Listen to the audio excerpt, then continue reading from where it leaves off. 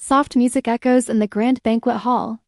Golden cups clinked in celebration, honoring a visiting envoy from a Western nation. Everyone smiled, but Mao Mao was counting cups, watching who drank what, and noticing who didn't touch their drink.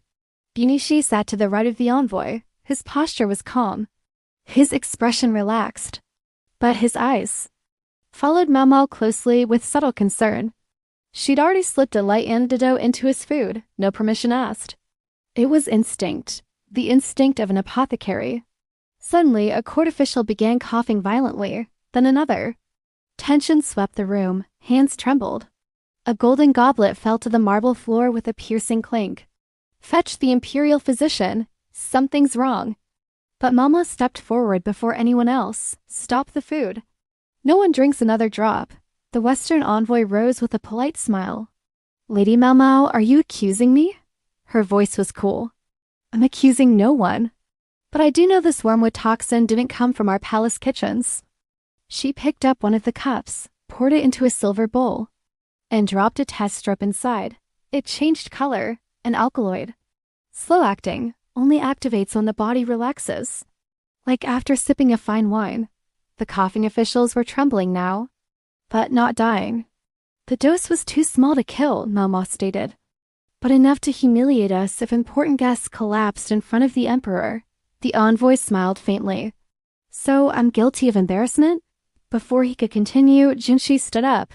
There will be a full investigation, quietly, but until then our honored guests will have limited access inside the palace. All eyes turned to Jinshi, elegant, calm, but dangerous. After the banquet and chaos settled, Mao Mao walked the palace corridors, silent, exhausted, but satisfied. She hadn't won.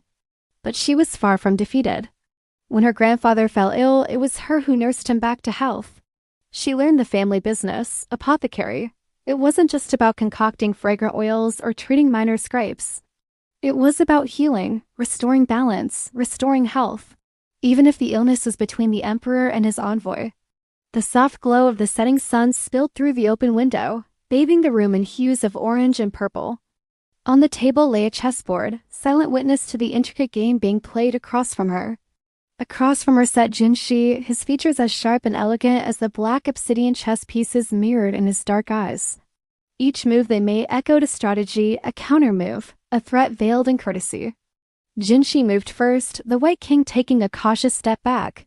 You wish to confine the envoy, he said, his voice as measured and calm as the ticking of the antique clock on the wall, his gaze never leaving the board. Not entirely, she replied, mirroring his measured tone. He remains our honored guest. But certain precautions are necessary. Jinshi completed the sentence for her, his eyes still fixed on the board. They spoke not just of the game, but of a silent understanding that had grown between them, born in the crucible of shared responsibility and trust earned in the face of danger. With each move, they discussed strategy, tactics, anticipating the next move. Outside, the night deepened, the chirping of crickets a constant melody to their intense focus.